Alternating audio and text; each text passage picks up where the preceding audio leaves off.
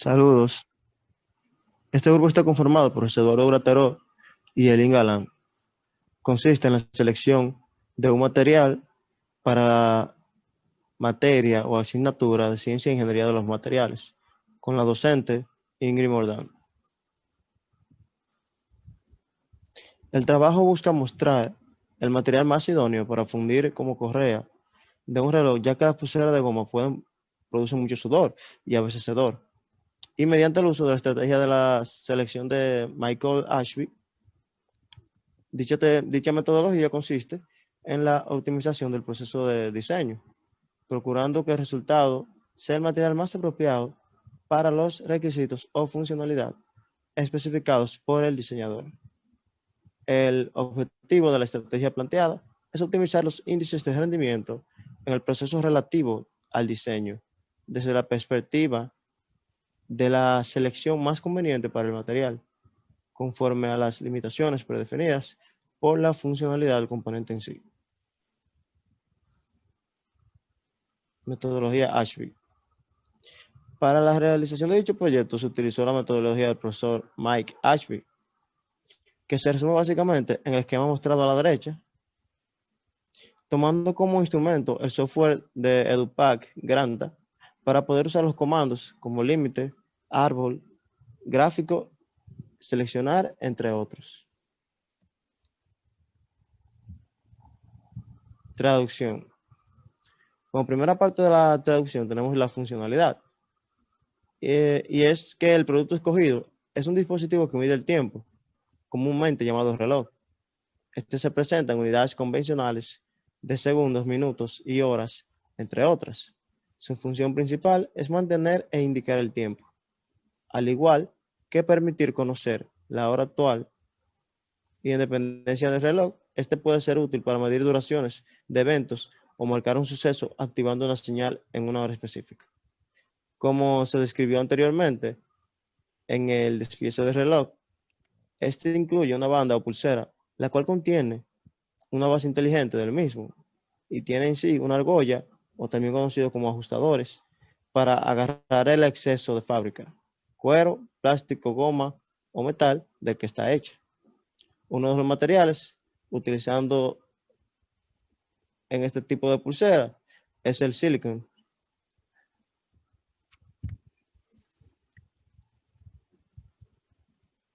Bueno, la segunda etapa de traducción son los objetivos y las variables libres. Como objetivos tenemos maximizar la resistencia a la tensión, minimizar el costo, minimizar el peso y minimizar el impacto ambiental. Y como variables libres tenemos la estética y la ergonomía. En esta parte de la traducción sobre los atributos, la elección de este material para la pulsera del reloj está acorde a las condiciones normales en el país en que vivimos. Con un clima tropical cálido, la República Dominicana presenta altas temperaturas todo el año, de alrededor de 25 a 36 grados Celsius. Dicho esto, los interesados pueden verse beneficiados al escoger una pulsera de goma porque la misma le permite un mejor contacto al sudar y al realizar actividades físicas. Sin embargo, ese beneficio varía según la goma escogida.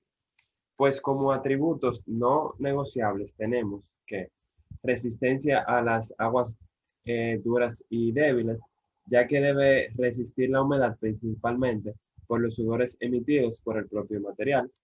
Baja rigidez, pues el componente debe ser ligeramente flexible, ya que dará vuelta en la muñeca y tiene que ser elástico. Por ende, se busca un módulo de ion bajito. Límite elástico alto, ya que se necesita un material que resista altos valores de esfuerzo sin sufrir, sin sufrir deformaciones permanentes y así poder mejorar la durabilidad del mismo. Y resistente a altas temperaturas, ya que se busca que el material pueda resistir exposiciones a ciertas temperaturas intermedias sin que se produzcan alteraciones significativas en sus propiedades básicas y contribuya a la larga vida del mismo. Como atributos negociables tenemos bajo precio, baja densidad, resistencia a la tensión y baja huella de carbono.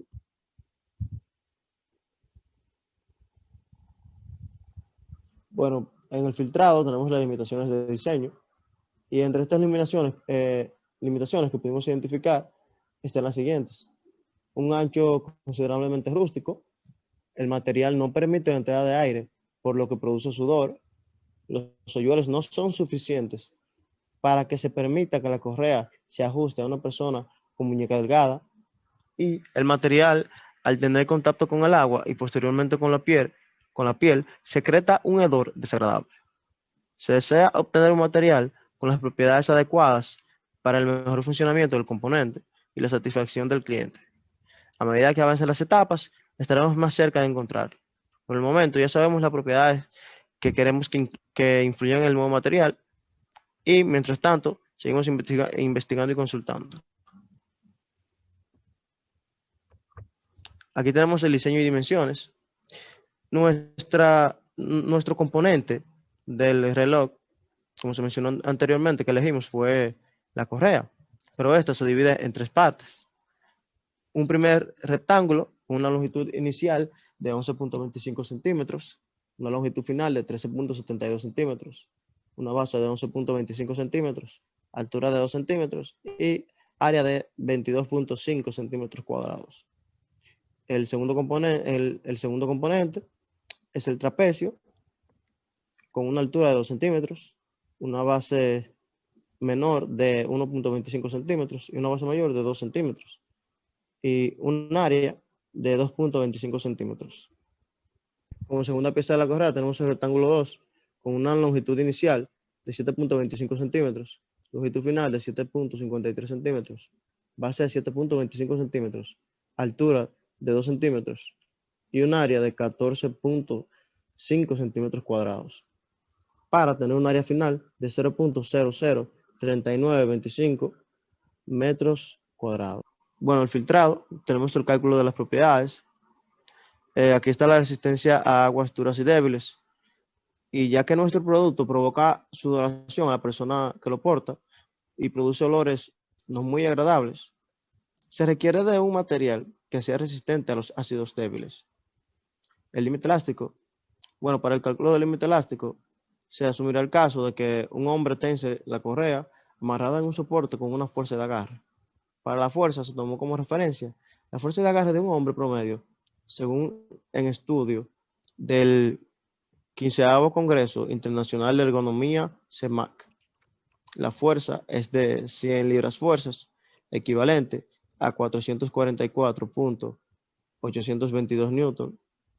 Y para concluir con el límite elástico y obtener la fuerza y el área calculada, procedemos a introducir los datos en las fórmulas para obtener un límite elástico de 1.133.304.46 pascal. Siguiendo con el cálculo de las propiedades, tenemos que para el cálculo de la rigidez se va a utilizar el módulo de Young, ya que es la propiedad que mejor se relaciona para determinar la rigidez. Para esto necesitamos múltiples datos para poder conocer cómo es la longitud, área y fuerza. Obtenido el esfuerzo en el cálculo del límite elástico, solo faltaría el cálculo de la deformación unitaria individual y posteriormente sumarla, ya que al la correa tener dos partes hay que calcularla individualmente. La primera parte de la correa se obtuvo un 21.95% de deformación unitaria y en la segunda parte un 3.86%. Al sumar estos porcentajes y llevarlos al número entero, obtuvimos 0.2581. Entonces, como el módulo de Young es igual al esfuerzo entre la deformación unitaria real, tenemos que 1.133.304.46 pascal entre 0.2581, tenemos que el módulo de Young es igual a 4.390.951.02 pascal. En cuanto a las restricciones respecto a la forma, realmente el filtrado no quiere sacar lo mejor de la base de datos. La función es básicamente ir descartando materiales que no cumplen con el perfil mínimo requerido por el diseño. Entonces, como soporte al filtrado, se utiliza también una herramienta con el fin de aplicar una forma en la cual nosotros queremos que nuestro nuevo material se adapte para entonces poder seguir descartando materiales. Esta fue la forma que escogimos, básicamente, ya que esa,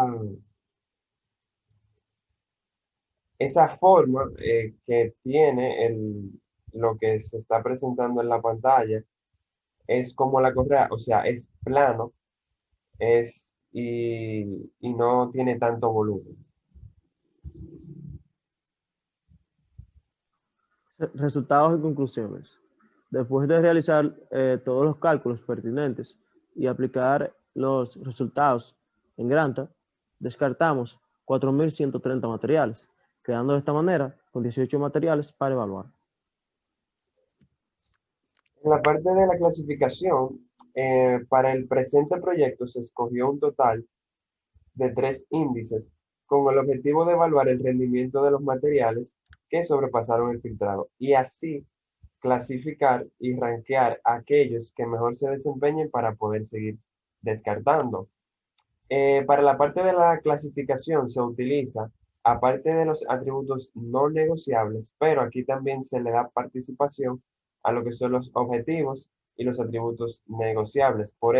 Es por esto que en el primer índice tenemos que resistencia a la tensión sobre módulo de Young por densidad. ¿Por qué es esto? Porque queremos una alta resistencia a la tensión y queremos un bajo módulo de Young y una baja densidad. Como segundo índice tenemos la resistencia a la tensión entre huella de carbono, ya que queremos una alta resistencia a la tensión y una baja huella de carbono para minimizar el impacto ambiental de nuestro producto. Y por último, tenemos la resistencia a la tensión sobre el costo, ya que queremos una alta resistencia a la tensión y un bajo costo. Lo que son el costo y la huella de carbono siempre van a estar involucrados en lo que son la reselección de los materiales, ya que estos son dos de los o sea, son dos puntos claves que el cliente busca, un bajo costo principalmente y que no afecte al medio ambiente.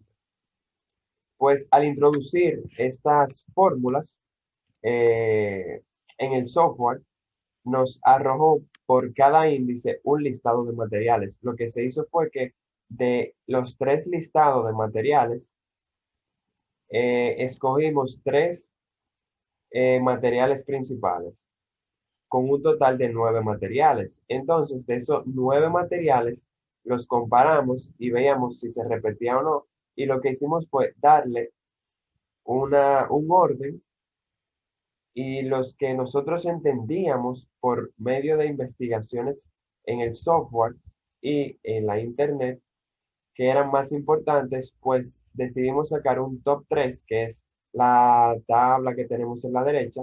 Ese top 3 que coincidencialmente son el mismo material, pero lo que tienen de diferencia es el tipo de dureza. Esos 3 fueron los 3 que se usaron en la parte de la documentación. Bueno, dentro de la documentación, como mencionó mi compañero, se hace una descripción general del material, ya que coincidencialmente, como se mencionó, es el mismo material con diferente dureza.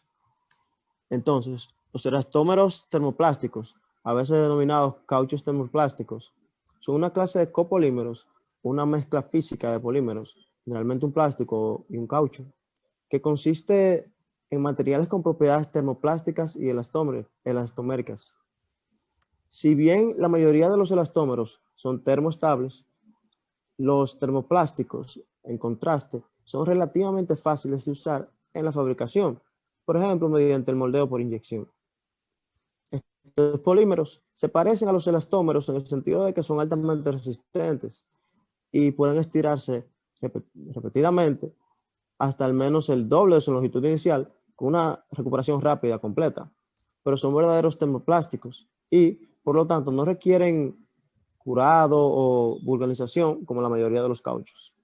Los materiales considerados como mejores candidatos coinciden en su descripción, ya que se podría decir que son los mismos, pero con variaciones en sus propiedades mecánicas y uso, debido a su composición, como se mencionó anteriormente. Acá tenemos el tipo de uso de cada material, en donde el primer PVC elastomer con una dureza de Shore de A55, tiene aplicaciones automotrices, mangueras, perfiles, sellos, caja de herramientas, tote, tubería, calzado, juntas, herramientas, energía, entre otros. También tiene aplicaciones de alambres y cables, selladores, aplicaciones de revestimiento, piezas de bombas, aplicaciones médicas, películas, cuerdas, láminas, burletes, ruedas y espuma. De igual manera, el PVC elastomer con una dureza de short de A35 presenta características parecidas, pero algunas variaciones en cuanto a sus usos o aplicaciones. Aquí dice que se utilizan espuma, encalzado, juntas, mangueras, sellos, cada herramientas, tote, herramientas, energía, tubos, aplicaciones de cables y alambres, aplicaciones automotrices, perfiles, aplicaciones médicas, piezas de bomba, películas, cuerdas, láminas, burletes y ruedas. Por último, tenemos el PVC elastomer con una dureza de short de A75 con un flame retarded, el cual tiene aplicaciones de alambres y cables, aislamiento, revestimiento de alambres, entre otros. Pues bueno, ya aquí comparando las propiedades de cada material, podemos ver que como se mencionaron en los objetivos, nosotros queremos un bajo módulo de Young, queremos un alto límite elástico, queremos una excelente resistencia a las aguas débiles y duras, una baja densidad, un bajo precio, una baja huella de carbono. Todo eso que acabo de mencionar se puede visualizar, se puede, vamos a decirlo así, eh, o sea, el material que contiene o sea, todo lo que nosotros queremos es el PVC Elastomer Short A55, pues es el que tiene el módulo de ellos más bajito, es excelente en la resistencia de las aguas débiles, es el más alto en el límite elástico. En cuanto al precio, es el segundo más económico. En cuanto a la densidad, es el segundo menos pesado. En cuanto a la huella de carbono, está junto con el PVC Elastomer Short A35, son iguales, pero es bajo igual en comparación con el último material. Es decir, aquí es donde podemos ver todo lo que nosotros queremos. Por ende, el material PVC Elastomer Short A55 fue el material resultante de la parte de la documentación.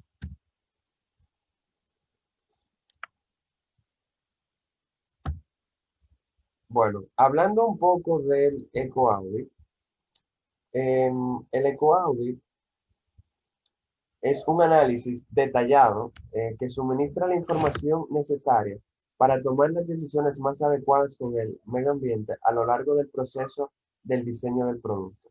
El análisis valora la vida completa de un producto, desde la extracción del mineral, pasando por la producción de materiales, la fabricación, el uso del producto, su eliminación y todos los transportes que conlleva cada fase. Para dicho análisis utilizaremos la herramienta llamada EcoAudit.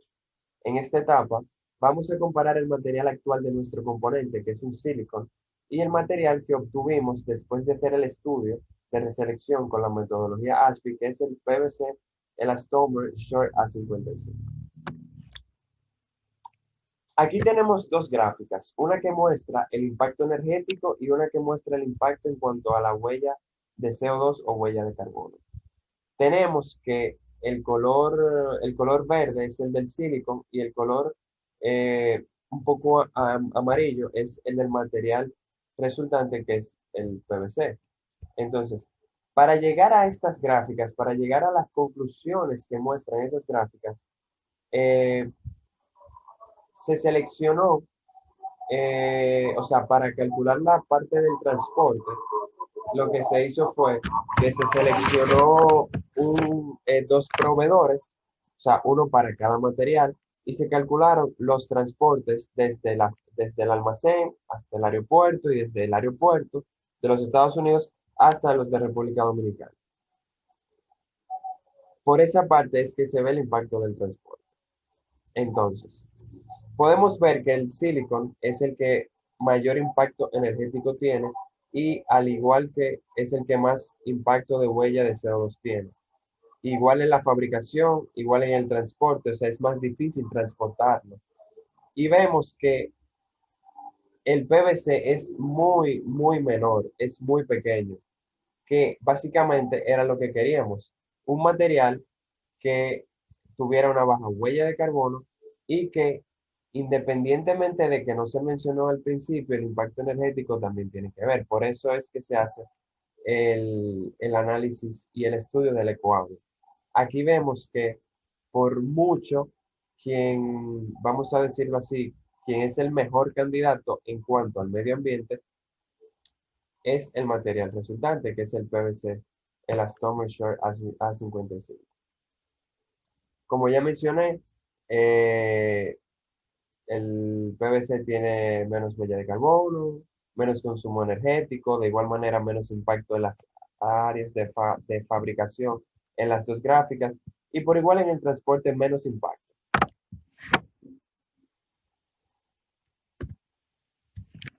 Bueno, ya como una conclusión general, luego de aplicar la metodología de Ashby y realizar diversas investigaciones para la selección de materiales, llegamos a la conclusión de que el material a seleccionar para la correa de un reloj debía ser resistente a la humedad, flexible, resistente a esfuerzos, sin sufrir deformaciones significativas y sobre todo ecoamigable. En base a los atributos y características buscadas en el nuevo material, determinamos que este debía de ser un polímero y mediante el software de Granta, en conjunto con los métodos explicados anteriormente, se determinó que el material más factible en este caso es el PVC, Elastomer Short A55. Esto debido a que tanto las propiedades mecánicas como el ecoaudio, además de una rigurosa comparación entre características y aplicaciones con otros polímeros, favorecen al material en cuestión, dejando en evidencia que la selección del material previsto es la decisión más favorable para alcanzar las especificaciones predefinidas. Muchas gracias.